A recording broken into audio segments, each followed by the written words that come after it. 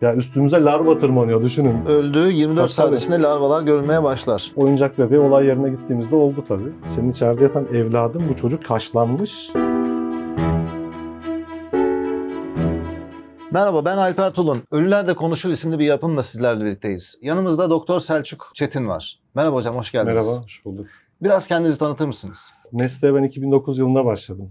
Araştırma görevlisi olarak başladım Uludağ Üniversitesi'nde. Sonra da Tokat Gazi Osman Paşa Üniversitesi Adli Tıp Anabilim Dalı'na geçtim. 10 yıldır da orada devam ediyorum. Peki bu mesleği neden seçtiniz hocam? Adli tıp tercih etmek sanki 6 yılı çöpe atıp yeniden başka bir işi icra etmek gibi bir şey algılanıyordu. Tandans hep yaşatmak üzerine olduğu için bu kısmı çok atıl kalan bir şey gibi. Yani bir hekimin yapacağı iş gibi değil de daha çok bir bürokratik bir iş gibi sanki. Böyle bir algı vardı. Tabii son dönemlerde o hem sosyal medyayla belki daha çok ulaşılabilir olduğu için insanlar daha çok tanımaya başladılar. Morg zaten ekstrem bir yer. Morg çok ilginç bir yer. İlgi çeken bir yer. Morgu tarif eder misiniz? Aslında çok sade bir yer. Genelde beyaz fayanslarla döşeli, ortada bir otopsi masası, küçük evye dolapların olduğu sade, huzurlu bir yer yani morg. Klinik kısmı daha sıkıcı ve boğucu gelir bana. Morg daha huzurlu, daha sakin. Hastayla konuşurken çok manipülasyona da maruz kalabilirsiniz. Hocam hasta konuşur mu? Ölüler konuşur mu? Ölüden kastımız ama morgdan konuşur tabii ki. Yani o dili tabii ki öğrenmeniz gerekir. Onun bir dili var. Özel olarak sizin diyaloğunuz nasıldır ölüyle? Tüm olgulara biz cinayetmiş gibi başlarız. Kliniğin tam İlginç. tersine klinikte basitten karmaşaya doğru gideriz. Yani basit bir hastalık önce araştırılır, sonra karmaşık durumlar araştırılır. Burada tam tersi biz cinayetle başlarız. Yani kafamızda cinayeti ekarte ederek gideriz. Öncesinde veri olmadığı zaman, olay yeri incelemesiyle ilgili bir veri yoksa, bilgi yoksa elinizde, hani samanlıkta iğne aramak tabiri kullanılır ama samanlıkta iğneyi bulabilirsiniz. Ama orada tek atımlık bir merminiz var. Çünkü o olay yeri gibi düşündüğünüz zaman cesedi de onu bozduğunuzda tekrar geri alma şansınız yok. Veya işinizi bitirip gönderdiğinizde tekrar geri alma şansınız neredeyse yok. Haliyle orada o doğru dili kullanmanız gerekir. Aslında diyalogtur otopsi. Yani sizin o dili öğrenmeniz gerekir. Size ne anlattığını, beden diliyle, durumuyla onu çözmeniz gerekir. Doğru soruları sormak. Ve doğru diyaloğu kurmak. Nazlıdır yani biraz. Hemen söylemez size. Biraz üstüne gitmeniz lazım. İki tarafı var ya yaşamın. Bir gerçek, bir de uhrevi tarafı. Din adamlarıyla birlikte çalışıyorsunuz. Son kişisiniz. Yani son Sizinle evet. Yani o onunla anlamda diyaloğa giren, son, ondan sonra zaten Tanrı'ya ihale ediliyor gibi. dinamik bir süreç ölüm. Yani öyle stabilleşmek ya durağanlaşmak değil. Kendi içinde bir biyolojik döngüsü var ölümün. Yani hızlı müdahale etmemizin veya zamanında bir şeyleri ondan almamızın nedeni de bu. Biz biyolojik kısmını tanımlıyoruz ama diğer tarafta yakınlarının tasviri kafasında oluşturduğu durum çok farklı. Zaman zaman 10-15 yıl görüşmeyen yakınlarıyla insanlar orada barış sağlayabiliyorlar. Sosyolojik olarak ölüm bizde çok farklı bir yere konulur. Kanlı bıçaklı bile olsanız kişi öldükten sonra o barış sağlanabilir. Öyle de bir ölümün yapıcılığı vardır yani. Yakınlarının temasını nasıl sağlıyorsunuz? O süreç bana mesleğimde en çok travmatik gelen kısımlardan bir tanesidir. Yani düşünün alıyorsunuz bu kişi senin neyin oluyor, işte tanır mısın vesaire gibi klasik sorular soruyoruz. Tabii ki bu cesede, cenazeye zarar vermeyecek şekilde, müdahale edilmeyecek şekilde o yas sürecini, o vedalaşma sürecini tam olarak yaşamasını isterim. Yani ben evime bir saat geç gidebilirim ama o artık o yakınıyla bir daha vedalaşma şansı bulamayacak. Annemin canını acıtmayın, babamın canını acıtmayın. Çok fazla. Yani genelde kullanılan tabir bizde halk arasında çok parçalamayın. Çok parçalamayın feryadı veya işte kıymayın gibi. İşte bir çocuk otopsisindeydi galiba. Neredeyse dizlerimi tutmuştu babası. Çocuğuma lütfen çok zarar verme. Hani o sizi titreten bir şey zaman zaman. Tabii bunu yansıtmanız çok doğru olmuyor süreçte ama iç dünyanızda onu yaşıyorsunuz. Hiç yakınınıza otopsi yaptınız mı? Evet, yani primer olarak ben değildim orada otopsinin yürütücüsü ama katıldım. Yani olmak istedim içinde. Katılma motivasyonunuz nasıldı? Yani neden katıldınız? Başta katılmamayı düşündüm açıkçası. Sonra birden dedim ki ben katılmak istiyorum. Şundan dolayı yapılan işlemi biliyorum. Ne olduğunu biliyorum. Belki daha az incitirim.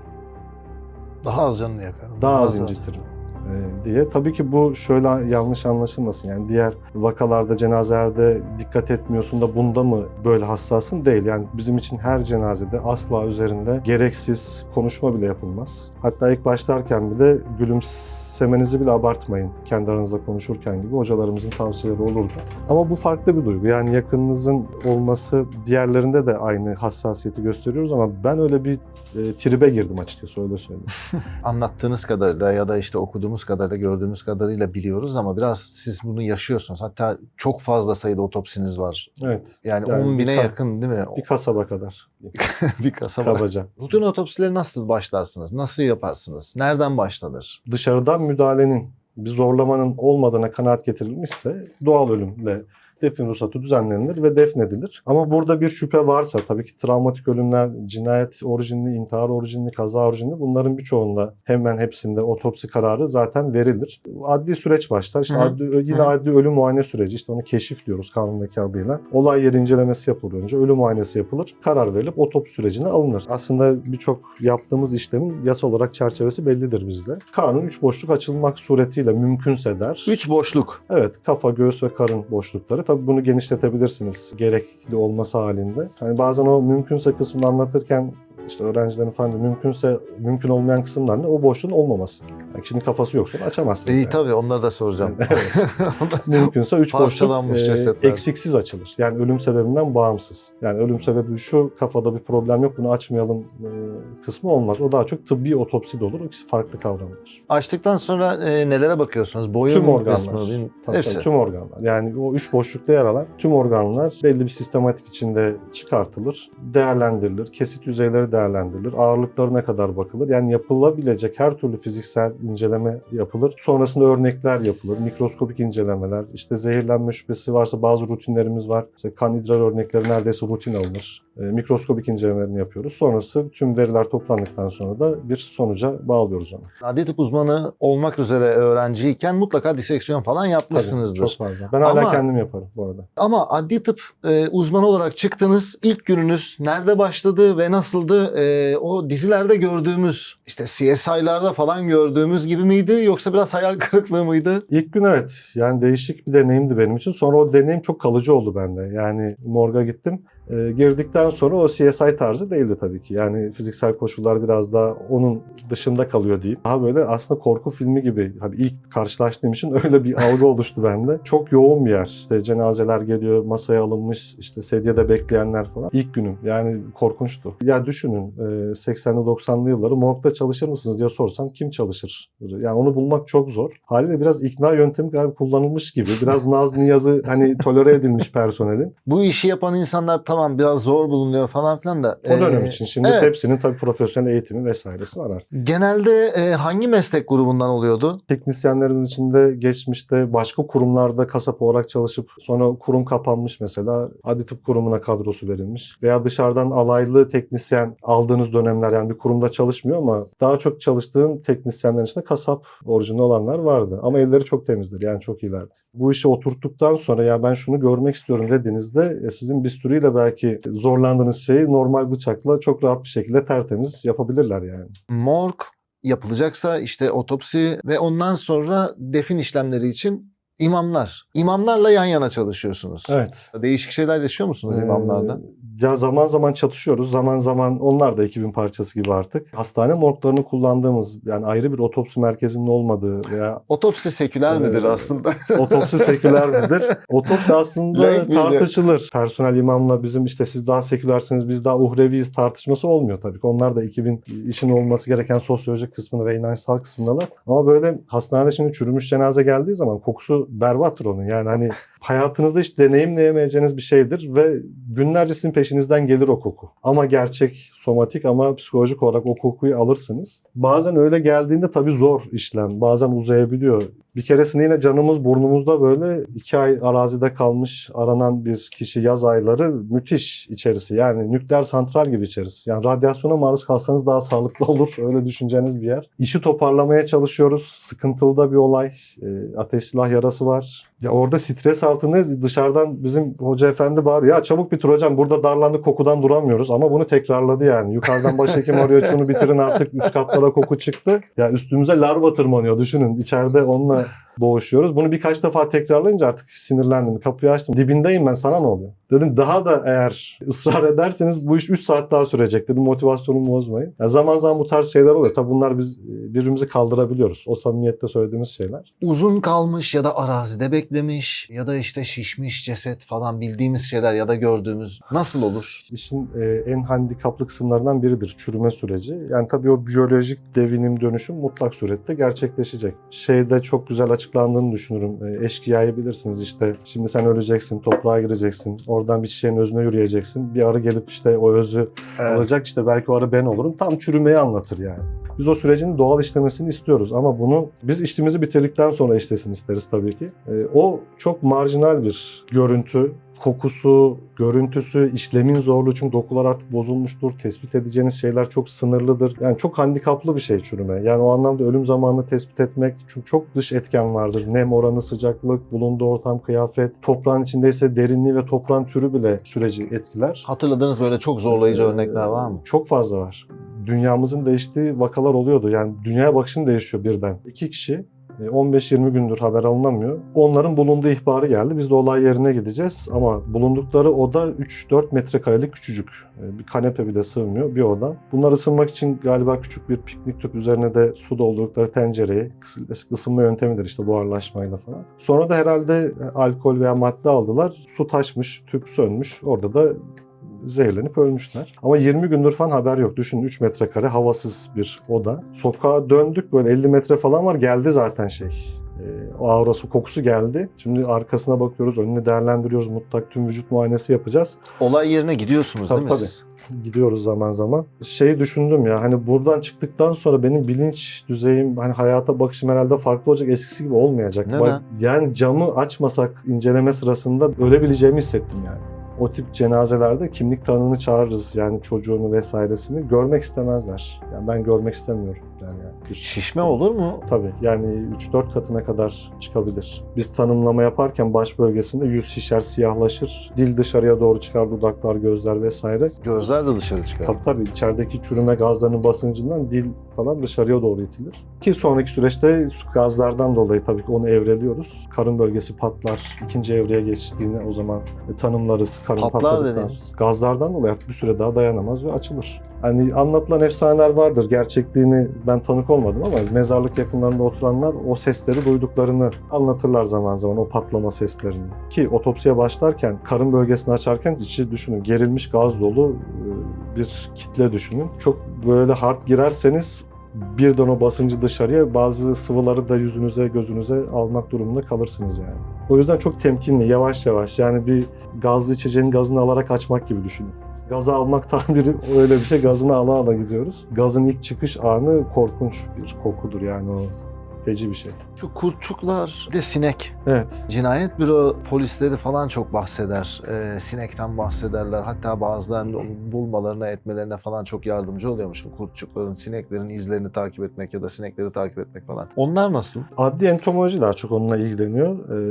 Eklem bacaklılar, işte diğer uçan eklem Ayrı bir tür mü bacaklar, yani o? Türler diyelim. Çok fazla tür Hı. var. Ama işte cesede ilk geldiği söylenen bir tür var, sinek. İşte larvalarını nemli bölgelere bırakır. Özellikle yaz aylarında göz iç kısımlarına hemen 4-5 saat içinde gelir bırakır. Koltuk altlarına, vücudun nemli. Yani larvanın hayatta kalacağı kısımlar. Anladım. 24 saat içinde bile şeyi artık görebilirsiniz, 48 saat içinde küçük küçük o hareketlilikleri. Öldüğü 24 saat Tabii. içinde larvalar görülmeye başlar. Bu koşullarla ilgili tabii ki yaz aylarında nemli bölgelerde. Hızlandırırız. Tabii yani 48 saat sonrasında vesaire görülebilir. Bir süre sonra tabii ki bu korkunç bir hal alıyor. Yani hatta bir ünlü antropolog şunu der: bir sinek cesedi aslandan daha az tüketebilir. Yani milyonlarca larva bırakıyor. Bu biyolojik devinim için faydalı bir şey tabii. Gördüğünüzde çok hoş bir görüntü olmuyor ama onlar o dokuyu, çürümüş kısmı tükettikleri için, dönüşüme çok ciddi katkıları olduğu için aslında bir temizlik yapabilirler. Hatta size gelmeden o kurtçukların açtığı küçük deliklerle biriken gazlar dışarıya çıkar. Onlar tam bir temizlik uzmanıdır yani.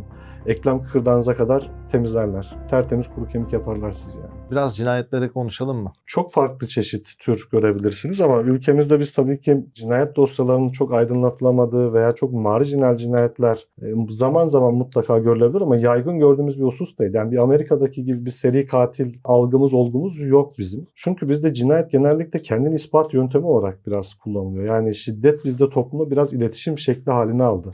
Namusumu temizledim ve alacak verecek borcumu alamadım ama böyle tahsil ettim. Bizde daha çok böyle namını yürütme gibi, yani onu hatta o öldürdüğünü belirtmek ister çoğu zaman. Çok marjinal cinayetler de var. Tabii ki bir kısmında çok dikkatli olmanız gerekir. Gözden kaçırabileceğiniz çok şey olur. Yani olayı koklamak dediğimiz bir tabir var. Hani olayın pis kokusu gelmişse burnunuza onu birazcık aramaya taramaya başlıyorsunuz yani. Olay mahalline gitmeye önem veriyorsunuz. Evet, ben kendi adıma söyleyebilirim ama olması gerektiğini düşünüyorum. Olay yerini mutlaka görmeli. Yani işin neredeyse yarısını çözer olay yeri. Şeyleri görüyoruz işte gazetelerde, televizyonlarda devamlı cinnet geçirdi diye bir kelime. Cinnet Evet. diye bir şey var mıdır? Yani nasıl bir şey? Biz dışarıdan evet öyle tanımlıyoruz veya dışarıdan kendi canına kıydı diyoruz. O an o kişinin motivasyonunun ne olduğunu bilmiyoruz. Tabi bunu davranış bilimleriyle, psikiyatrik tanılarla psikiyatristler çok daha iyi tanımlarlar. Medyada tanımlanan, halk arasında konuşulan cinnet hali anlık gelişen, o an en yüksek perdeden işte işe başlanıp anlık bitirilen bir şey gibi görülüyor. Yani bu çok zamanla yayılan bir süreç. Tabi bu tanımlama çok oturmuyor sanki. O an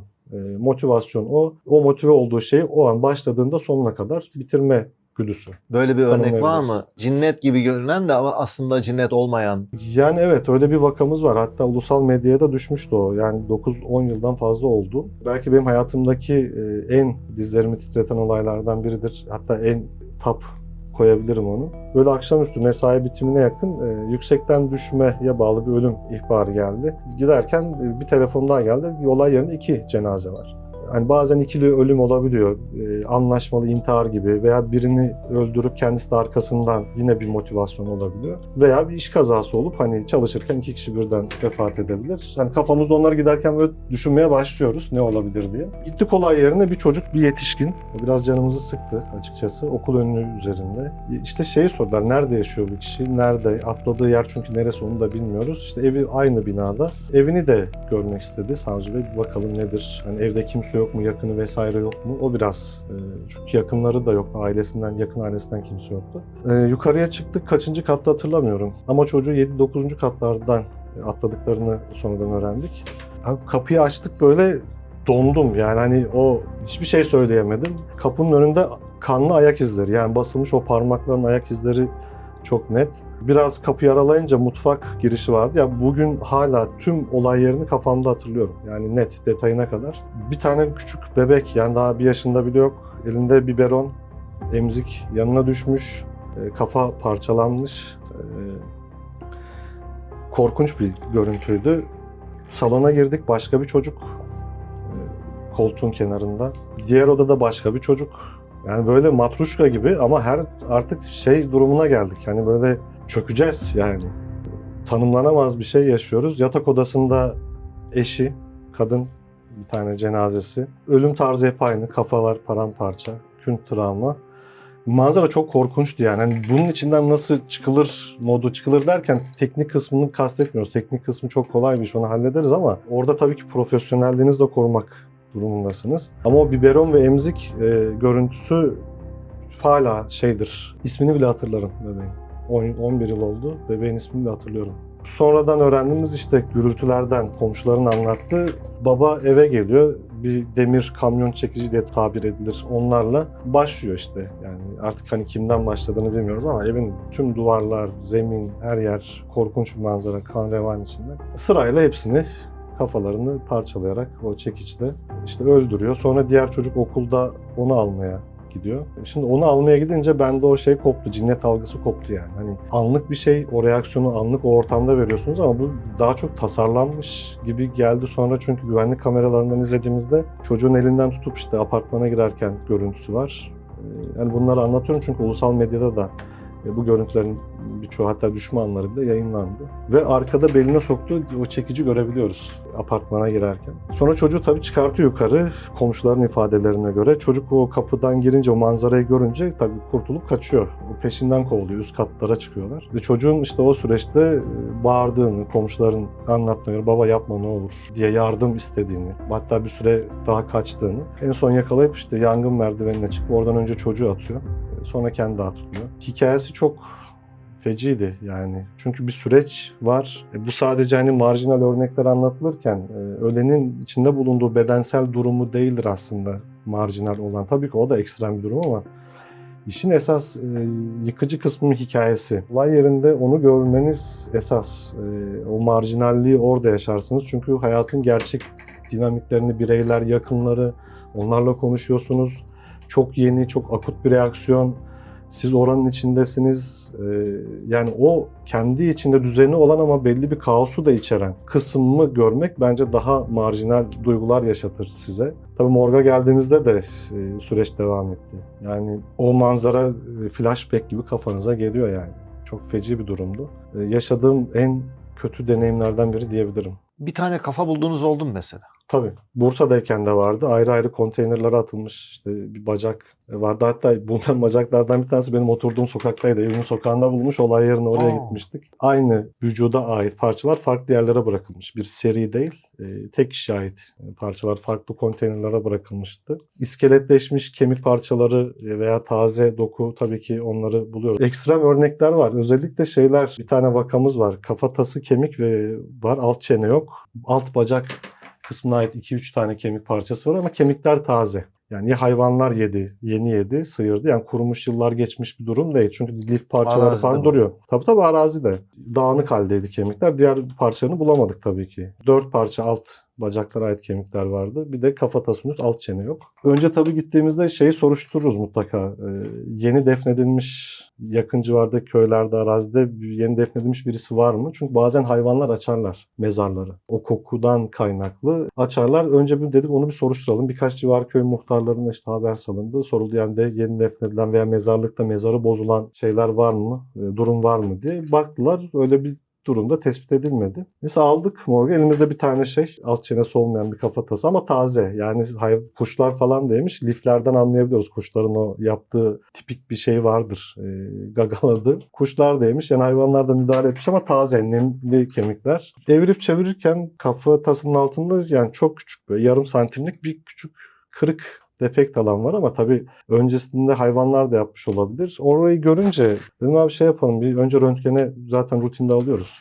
Radyolojik incelememizi yapalım. Gönderdik. Oradan 3 tane saçma tanesini yakaladık beyin dokusunun içinde. O girdiği kanalda saçma tanelerinin oluşturduğu 3 tanesi sekip kafa içine girmiş. Muhtemel ense kısmından infaz etmiş av tüfeğiyle. Saçma tanesi toplu giriş ama bilardo etkisi dediğimiz bir durum var. Saçma taneleri bir hedefe çarptığında veya birbirine çarptığında birkaçı ayrılırlar. Muhtemelen bu grup ayrılıp 3 tanesi girmiş. Tabii bizim işimizi kolaylaştırdı bu. Oradan yakaladık ucunu ipin. Sonra dişler kaplamaydı. Oradan bir görüntü aldık radyolojik diş hastanelerinde karşılaştırmasını yaptık. Kalıpa uyan bir şahıs tespit edildi. Sonra tabii yakınları bulundu. Kayıp ihbarlarına bakıldı. DNA incelemesiyle de eşleştirdik. Toplamda 3 saat içinde ulaşmıştık kimliğine. O çok hızlıydı. Yani marjinal başladı ama 3-4 saat içinde kimliğine ulaşmıştık şimdi. Başka vaka var mı böyle ilginizi çeken hatırladınız?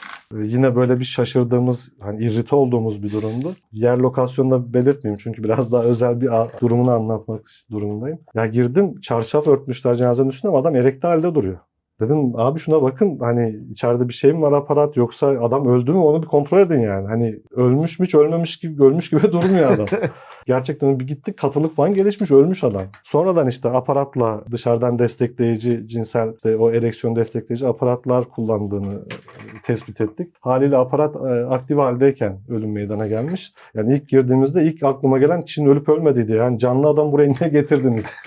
Motivasyonuydu. O da çok ekstremdi yani. Yani oradaki algımız tabii ki yani işin özel hayat kısmı değil. Yani ilk aklıma gelen gerçekten bazen yalancı ölüm halleri olur.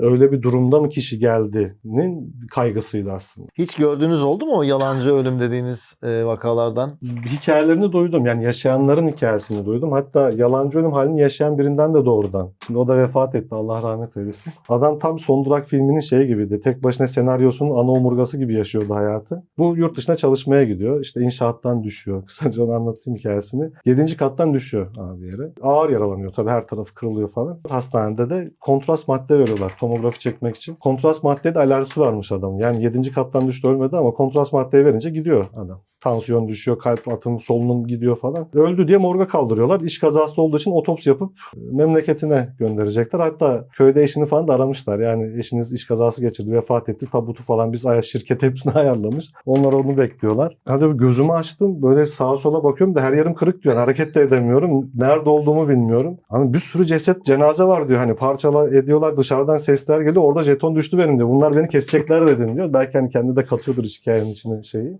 Sonra bütün gücümle bağırmaya başladım. Kırık olduğu için her yerim kalkamıyorum diyor. Yani kaçamıyorum bir yere. Neyse geldi ekipler ilk başta bir gelmek istemediler diyor. Hani nasıl olur hikayesi. Düşün morgdan bağıran biri var. Bazı psikiyatrik problemler yaşadı sonraki süreçte. İntihar girişimleri oldu. Gene olmadı. Kendisi anlattığı için aktarıyorum bunları. Çok samimiyetle gülerek anlatırdı. Yine olmadı. Olmadı ya işte ya kablo kopuyor ya ilaç içiyor. Birisi yardım ediyor hastaneye yetiştiriyor falan. Son dönem biraz öyle şeye geçmişti. Çok da iyi bir insandı. Ama en sonunda akciğer kanseri oldu. Doğal yolda öldü yani. Ölüm kısmını konuştuk ama biraz da poliklinik konuşalım. Evet, ayaktan hastalarımız. Genelde öyle Evet. ayırt ediyoruz, tarif ediyoruz. Hatta bunu söylediğince ya siz yaşayanlara da mı bakıyorsunuz? Kısmı geliyor soru. Hep böyle ölümle bağdaştırılmış adli tıp. Aslında genel tıbbın neredeyse her alanına birazcık dokunmuş. Çünkü oradan alacağımız verileri biz şöyle tabir edilirdi bizde. Hep o tıbbi veriyi biz hukuk diline translate ediyoruz aslında. İşimiz bu bizim. Ölümle vakalar bunun bir kısmı, işimizin bir kısmı. İş kazasından mahallen emekliliğe kadar veya işte tazminat hukukuna, medeni hukukta işte evlenme yaşının hekim ve biyolojik olarak tespit edilmesi, yaş tespiti, kemik yaş tespiti, yani sayabilirsiniz, onlarca başlık sayabiliriz böyle. Kimi davalarda mezar açma da var. Tabii Fethi Kabir dediğimiz eski kanundaki dilde Fethi Kabir işlemi. Türkiye'de bizdeki mezar açma daha çok vaka genetik inceleme üzerine. Yani varislerle ilgili işte sonradan bu kişinin varisi midir, değil midir, öz çocuğu mudur gibi ve miras genellikle olgularında, davalarında çok gördüğümüz. Yaptınız tabii. Tabii çok fazla. Birisinde ölüm sebebiyle ilgili tekrar ortaya atılan bir iddia vardı ceza davasında. Onunla ilgili bir bölgesini örneklemek üzerine bir talimatla gittik. Orada örneklemiştik. Birkaçında yine DNA eşleştirmesi, işte varis tespiti gibi o amaçla gitmiştik. Birinde de bir bebek mezarıydı. Defin ruhsatı alınmadan defnedilmiş ama bilerek yapılan bir şey değil. Yeni doğmuş, birkaç saat yaşayıp işte vefat etmiş. Öyle olunca da hani çok bildirim yapılması gerektiğini düşünmemiş aile. Defnetmişler yani. Dediğim gibi defin ruhsatı alınmadan defin işlemi olursa da mezar açılır. Fethi kabir işlemi yapılır yani. Hocam bir tane olay hatırladım sizin bana anlattığınız. Onu soracağım. Bir tane çocuk vardı. 4 yaşında bir çocuk galiba. 4-5 yaşlarıydı yani bir erkek çocuk. Kıyafetlerini de torbada getirmişler ya da biz gelmeden hazırlamışlardı. Neymiş olay diye sormuştum giderken. İşte alerjik reaksiyon. Banyo yaparken bir şampuan veya kullanılan bir maddeye karşı alerji gelişmiş. Hatta kuzeninde de aynı şey olmuş. Acile getirmişler. Acile vefat etmiş gibi bir bilgi aldık. Şimdi içeri girdim ama şöyle alerjik reaksiyon gibi bir durum yok. Yüz ve şu göğüs ön kısmıyla sınırlı haşlanmış çocuk yani sıcak suya. Net bir şekilde. Sınırlar net ve korkunç tarafı saçların başladığı çizgiden başlayıp göğüs ön tarafına doğru çok net bir sınırla geliyor. Hani bir sıçrama tarzı kazara olduğunda o sıçrama yanıklarını da görürüz. Ne demek sınırlar net? Bastırılmış. Ya evet, bastırılmış çünkü üstünüze döküldüğünde sıçrayarak gider. Mekanik olarak düşündüğünüzde değişik yerlerde yanıklarınız olur veya yukarıdan döküldüğünde. Tabii bunu savcı beyle de konuşuyoruz, bilgiyi aktarıyoruz. O tabii ki ifade alırken bu soruları sormak durumunda. Sonrasında sorduğunuzda adam ısrarla söylüyor. Yani şampuanla işte babaannesi yıkıyordu. Böyle bir alerjik durum oluştu. Banyo yaparken oldu vesaire. Banyo yaparken deyince işte aklıma geldi. Kıyafetler de getirmişlerdi. Kıyafetler ıslaktı. Çocuğun saçları çıkanmış gibi değil. Yani kirli. Çıkanmışlık emaresi hiç yok. Ama onları görünce tabii söylemedim ilk etapta bunu. Dedim emin misin sen banyo yaparken olduğunu? İşte eminim, niye soruyorsunuz gibi biraz böyle yüksekten de reaksiyon vermeye başladı. İşte savcı bey soruyor. Ben tabii ki sorular onun aracılığıyla soruyoruz genelde. Dedim hani kıyafetleriyle mi banyo yaptırıyorsunuz çocuğa? Israrla inkar ediyor yani. Böyle oldu, şöyle oldu. Orada artık hani net olarak bildiğiniz bir şeyin net inkar edilmesi ki argümanınızı da söylüyorsunuz. Yani Onu bile bile hala hani bu sabah programlarında bir sürü bilgi verilir, hala bilmiyorum görmedim modu gibi. Yani en son orada onu demiştim. Lan sen babasısın yani. Senin içeride yatan evladın, bu çocuk haşlanmış. Ya benim içim dayanmadı yani. Bu çocuk haşlanmış, yani sen ne inkar ediyorsun? Kimi korumaya çalışıyorsun? Babaanneyle galiba, yanlış hatırlamıyorsam, kardeşinin eşi birlikte banyo yaptırıyor. Anne evde yok. Anne galiba bir geçici ayrılık süreçleri gibi olmuş. Yani biraz parçalanmış aile gibi. Orada çocuğa böyle bir marjinal durum, hem haşlayarak hem boğularak ölmüş bir çocuk. İşte orada diyalog biraz farklı gelişti. Sonrasında kabul etti, işte biraz ağlamaklı hali oldu. Muhtemelen anne ve yengeyi korumak için biraz direndi ona, ama yani korunacak bir tarafı yok. O mutlaka çözülür yani ilerleyen süreçte. Kanıt var. Çok net. Çok travmatik olaylara çok yakından, çok birebir ve net şahit oluyorsunuz. Evet. Psikolojik destek alıyor musunuz? Almayı isterim, yani fırsatım olursa bunu isterim, ama yani profesyonel olarak belli zamanlarda mesela radyologların bir radyasyon kontrolü vardır dönüşümsel olarak. Bizde böyle bir rutin yok. Yani işte 3 yıl çalışan nokta bir adli uzmanı şu kadar terapi almalı veya buna yönlendiren resmi bir şeyimiz yok tabii ki. Yani bireysel anlamda ben alınması gerektiğini düşünüyorum. Belli sürelerle belki zorunlu bile tutulabilir.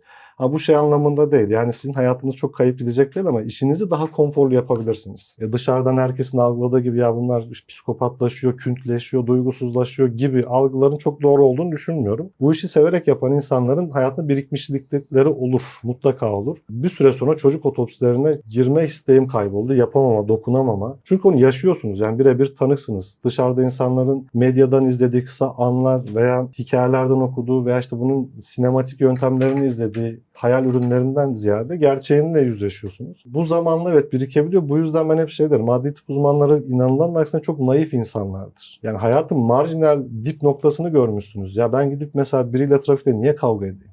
Hani şunu düşünüyorsunuz, ya 3 günlük dünya, ölüp gideceksin ve orada eşitleniyorsun. Yani bunun için niye kavga edeyim? Sevmek daha kıymetli o yüzden. Tabii bu kadar böyle ağır oldu biraz, ama bizim bir hocamızın tanımı var. Adli tıp uzmanı kimdir diye. Severim de o tanımı. Hekimin kötü yola düşmüş olanına adli tıp uzmanı denir demişti. Biz de o kötü yola düşmüş kısmı, sokak ve köprü altı kısmını temsil ediyoruz tıbbın galiba. Ama düşündüğü gibi değil. Yani bunun bir yorgunluğu mutlaka var. Çünkü insansınız yani. Teşekkürler hocam, çok sağ olun. Ben teşekkür ederim.